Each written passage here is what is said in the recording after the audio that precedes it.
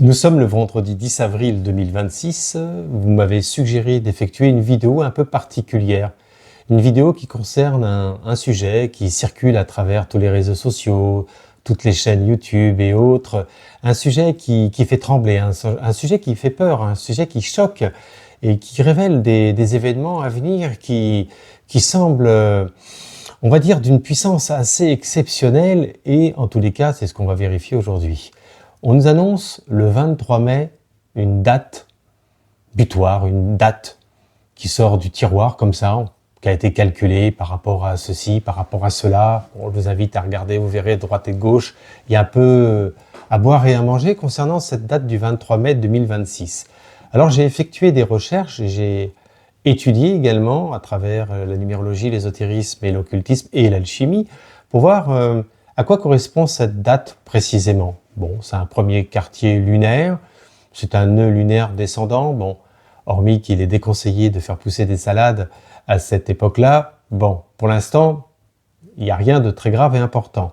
Et ensuite, j'ai regardé un peu à travers une étude profonde quand même, et j'ai pu m'apercevoir qu'il y a un peu l'ambiguïté. Il y a un peu l'ambiguïté, je vais vous expliquer par rapport à un chiffre, donc le numéro 20, qui correspond au jugement sur le tarot de Marseille.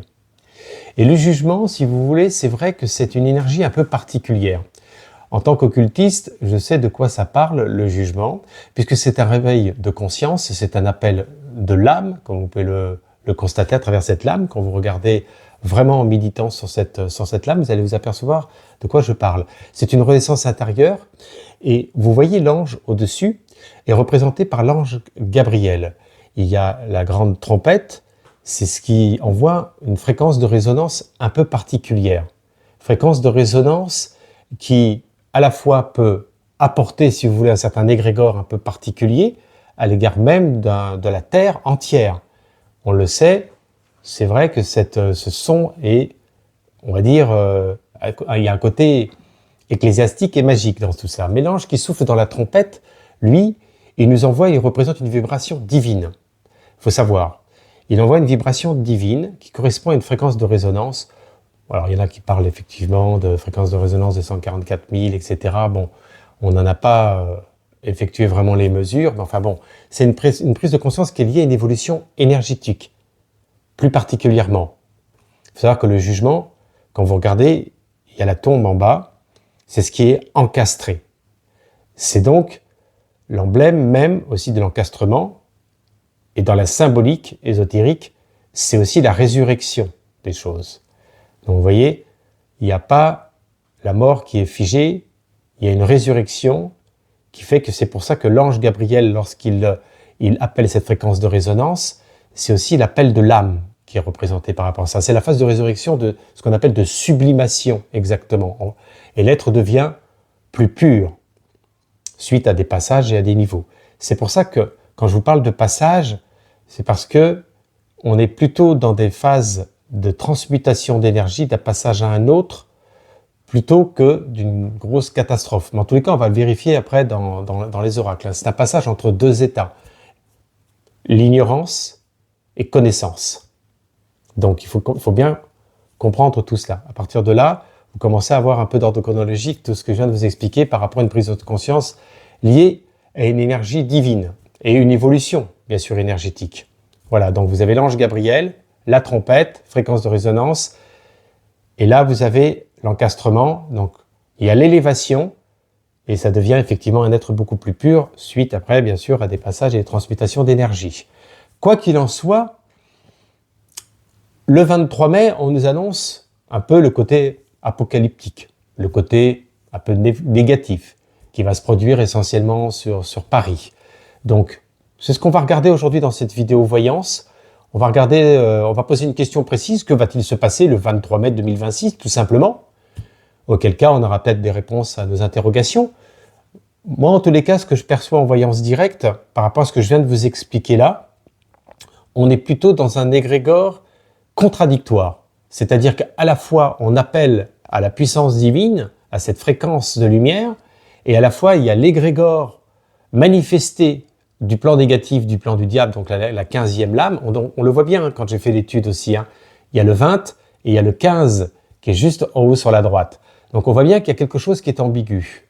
À croire qu'il y a un peu les forces, la 11e lame, justement, la force qui s'affrontent. Donc cette force, les deux polarités, entre le positif et le négatif, et c'est peut-être ça dont on nous parle. C'est peut-être ça dont on nous parle. Avant de commencer cette vidéo voyance, je vous invite à vous abonner. Vous avez le petit icône en face de vous. Vous pouvez liker, booster, partager, laissez-moi un commentaire, des suggestions. Vous pouvez m'envoyer un mail également pour me donner un petit peu, si vous voulez, vos témoignages suite à toutes les vidéos voyances que j'ai effectuées depuis maintenant plusieurs mois. Voilà, on va démarrer déjà sur cette première coupe. On va effectuer... Déjà, on va commencer avec les tablettes, déjà d'emblée. Parce que c'est vrai que, tant qu'à faire, on est sur carrément de l'occultisme pur et de l'alchimie. Donc, on va prendre le tarot parce que c'est l'héritage des anciens. C'est le seul et unique sur le plan initiatique, je le répète. Il n'y en a pas d'autres. Les autres sont beaucoup plus pour du divertissement. Ils ont été recopiés, ils ont été... Bon, tous les autres oracles, si vous voulez, ça a été un peu... Ils se sont imprégnés du tarot. Même l'oracle du Béline, quand vous regardez l'oracle du Béline, on voit bien qu'il y a aussi, en parallèle, il y a des énergies, il y a de la symbolique qui se retrouvent. Pas tout, mais il y en a quand même. Bon. Alors, nous allons poser la première question en coupe. Que va-t-il se passer réellement le 23 mai 2026 en France? Voilà. Alors, le 23 mai 2026...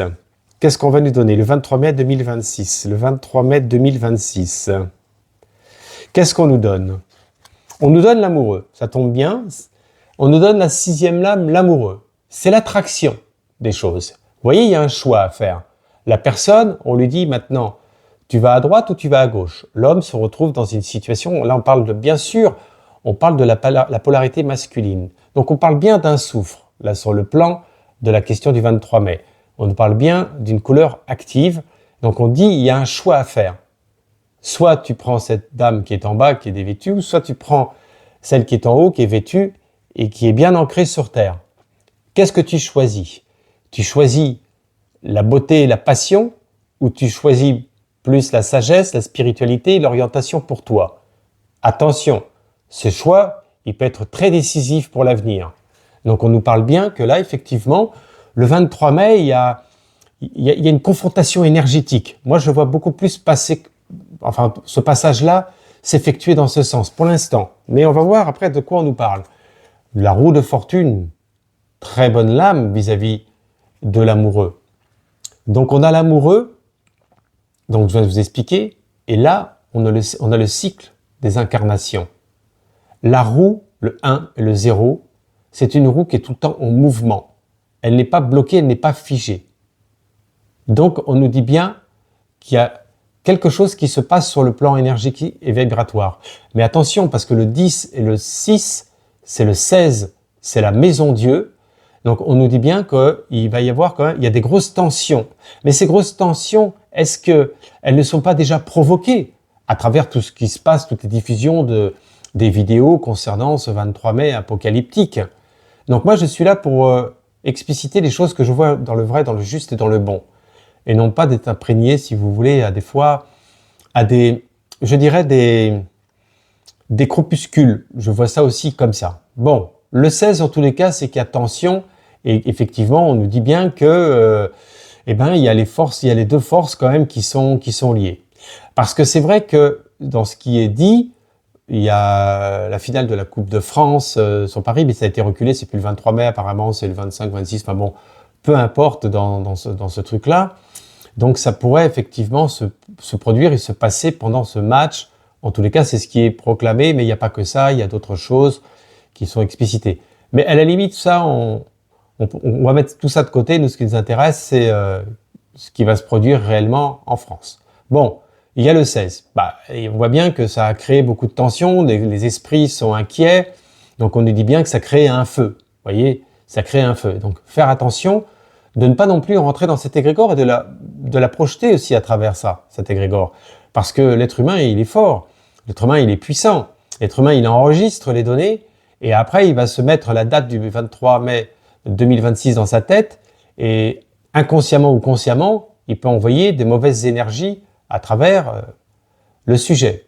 Vous voyez? Donc, pour moi, déjà, ce que je vous dis en voyance directe, bien sûr qu'il y a des transmutations, des égrégores qui sont un peu particuliers. C'est particulier, bien sûr, l'énergie, bien sûr, que l'on traverse. Mais ce que je tente de vous faire comprendre, c'est que la plupart du temps, les gens nous parlent, mais ils ne sont pas initiés. Ils parlent de beaucoup de religions, de ceci, de cela, mais dans les profondeurs vraiment de la divinité, de la lumière, tout est alchimique. Ça n'a rien à voir avec l'idéologie de tout ce qu'on peut vous raconter. Il y a une histoire vibratoire, bien sûr, de fréquences de résonance dans l'univers, à travers les anges, les archanges, etc., bien sûr, mais ne pas rentrer, si vous voulez, dans l'égrégore inversé suite à ce que vous pouvez regarder à travers beaucoup de vidéos qu'on pourrait considérer aussi un peu de propagande. Bon, moi, c'est ce que je vous dis. Hein. Si ça ressort après qu'il y a un événement, je vais vous le dire. Mais il peut y avoir un événement qui ressort suite à tous les conflits qui ressortent, qui peuvent ressortir suite aux conflits internationaux, mais qui n'ont rien à voir spécifiquement, si vous voulez, avec le sujet principal là. Bon, en tous les cas, on va tirer, je dis bien faire un bon tirage, et on va rester positionné sur notre question principale. Que va-t-il se passer précisément le 23 mai 2026? Première lame, le 23 mai 2026. Deuxième lame, troisième lame, 23 mai 2026. Qu'est-ce qu'on me dit de prendre 23 mai, celle-ci. La quatrième. Alors, en force en présence, nous avons le pendu. C'est Judas qui est représenté par le 12e apôtre, qui a trahi le Christ. Enfin bon, c'est symbolique, mais c'est intéressant d'en parler. Donc, c'est une situation d'ambiguïté, une situation, on voit bien que le 23 mai, les gens vont être finalement un peu tendus. Ils vont être, c'est des tensions et de l'attente. Vous voyez, c'est de l'attente à quelque chose. On va être en l'attente d'un événement, de quelque chose qui va se produire. Vous voyez, en tous les cas, c'est ce qu'on nous donne. Mais c'est pas une situation négative. Quand je répète bien, c'est pas une situation négative. C'est une situation d'attente, d'ambiguïté. Si par exemple on pose la question précisément, est-ce que mon commerce va fonctionner, parce que je viens de créer un commerce, est-ce qu'il va fonctionner? Ah, on voit déjà le pendu, on nous dit, ça va mettre un peu de temps, ça va pas se débloquer tout de suite, et la personne va dire, oui, effectivement, depuis 2 mois, c'est au ralenti. Bon, et là c'est pareil. Dans la même question du 23 mai, on nous donne bien des significations d'attente et de blocage. Mais ça peut être tout simplement beaucoup de blocages qui sont en parallèle, des mouvements de manifestation, comme je l'avais dit dans les vidéos voyances. Hein. Il peut se produire des choses qui sont dans l'égrégore, mais qui n'ont rien à voir avec le côté apocalyptique excessif. Vous voyez, j'ai pas dit qu'il va rien se passer. Il se passe toujours, de toute façon, tous les jours, il se passe quelque chose. Mais à ce niveau-là, pour l'instant, bon. Et nous avons le pape, en plus. Alors là, donc le 23 mai, ça va être très, très spirituel, en fait. Ça va être, là, on peut dire que l'énergie de l'ange Gabriel se manifeste à travers la trompette, à travers ce son divin. On le voit bien, voyez? Parce que ça représente une vibration divine. On la voit bien. Donc, finalement, moi, je perçois quand même une vibration divine et porteuse de lumière. Le pape, c'est le messager. Il transmet la parole divine. Enfin, en tous les cas, à travers la divinité, ça passe à travers son âme et ensuite il transmet à travers le cœur les paroles de la divinité. C'est pas lui qui parle, le pape, lorsqu'il est connecté, lorsqu'il est branché. Vous voyez? Un peu comme le médium. Comme là, je suis en train de vous parler en ce moment, moi je vous fais une lecture, je vous dis oui, effectivement, il y a ça en force en présence, et là, vous avez le pape de l'autre côté. Donc il y a quand même la protection. Donc finalement, moi j'ai envie d'inverser le sablier et de vous dire que finalement, c'est certainement un passage qui risque d'être assez fort, assez tendu. Oui, il y a des tensions, certes, mais qui vont permettre de pouvoir transmuter les énergies dans cet égrégore pour passer après à un autre cycle. Vous voyez? Je le vois plus comme ça. Puisque c'est la phase de résurrection et de sublimation en alchimie. C'est pour ça que vous avez, regardez bien la lame du jugement, regardez bien, vous avez en bas le tombeau. Vous voyez, c'est l'encastrement, ce qui est encastré. Vous voyez, résurrection, sublimation. Bon, en tous les cas, ça nous donne ça. Et après, nous avons le but à atteindre. Ah ben, ça tombe bien. Regardez. J'ai tiré devant vous, hein, les oracles. Hein. Le jugement. L'ange Gabriel, la manifestation de cette énergie divine, oui, on peut dire que ça va te produire dans cette période-là. Mais c'est pas que le 23. C'est une période cyclique. Une période d'annonciation des choses, vous voyez? Puisque c'est un réveil de conscience, c'est un appel de l'âme. L'âme, c'est la mémoire, vous voyez? Donc il faut faire attention à ne pas être assujetti à la mémoire, de ne pas être dépendant de la mémoire et ne pas nourrir cette mémoire. Parce que l'objectif dans l'avenir pour les personnes qui veulent monter de conscience, c'est d'être beaucoup plus haut que l'âme, vous voyez? Vers l'esprit, vous voyez? Si vous êtes tributaire de l'âme, vous nourrissez votre héritage. Vous nourrissez un peu comme votre disque dur. Vous nourrissez cela et vous continuez à le remplir. D'accord? L'âme. On fera peut-être une vidéo un jour très précise là-dessus, ça peut être très très long. Donc vous avez le jugement qui ressort. Parfait. L'annonciation, un réveil de conscience, c'est formidable. C'est un passage entre deux états, ignorance, connaissance. Donc, pour moi, je dirais que c'est plutôt une période christique. On peut l'appeler comme ça. Christique, c'est des choses qui sont cristallisées. Vous voyez, moi, je ne suis pas dans la religion pure, dans l'idéologie pure. Je vois comme quelque chose d'énergétique, quelque chose qui est vibrationnel, qui est au-delà de notre entendement, au-delà de ce qu'on peut voir, de ce qu'on peut entendre, de tout ce que vous pouvez écouter. Ça va vous, à un moment donné, vous avez pu savoir où vous en êtes à travers tout ce que vous entendez de droite et de gauche. Mais n'oubliez pas une chose, c'est que la création de l'univers, elle s'est effectuée à travers les éléments. Elle s'est effectuée à travers des principes alchimiques, rien d'autre.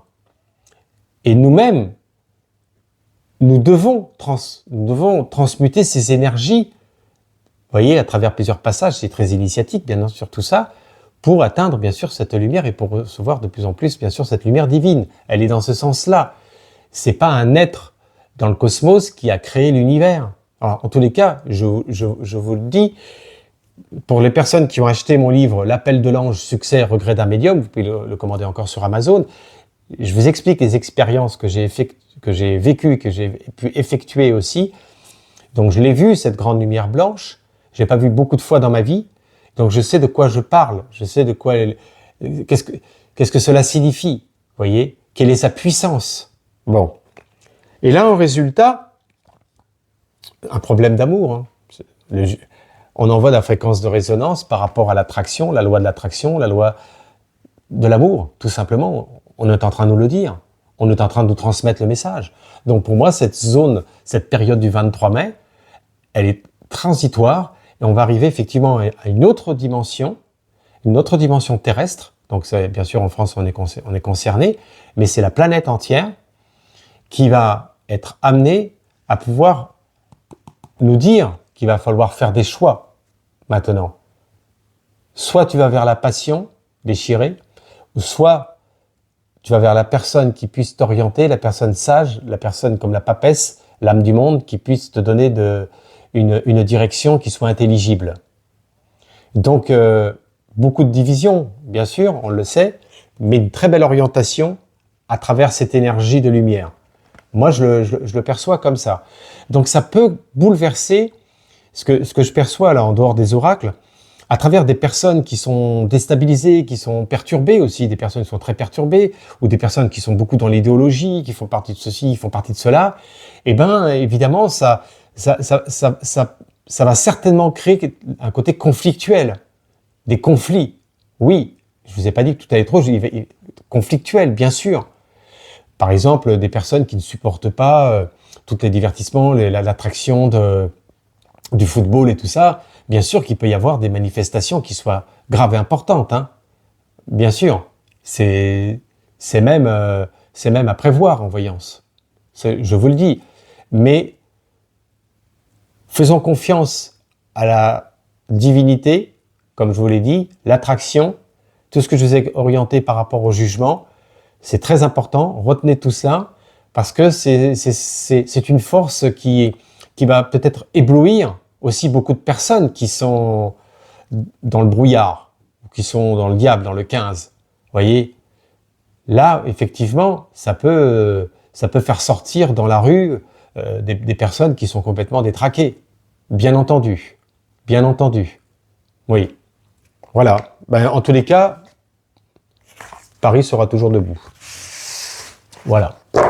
Bon. En tous les cas, dites-moi ce que vous pensez déjà de ce que je viens de vous exprimer. Ben, j'essaie de vous exprimer un peu dans la globalité, voyez, pour que vous puissiez comprendre un peu tout ce qui est cette histoire.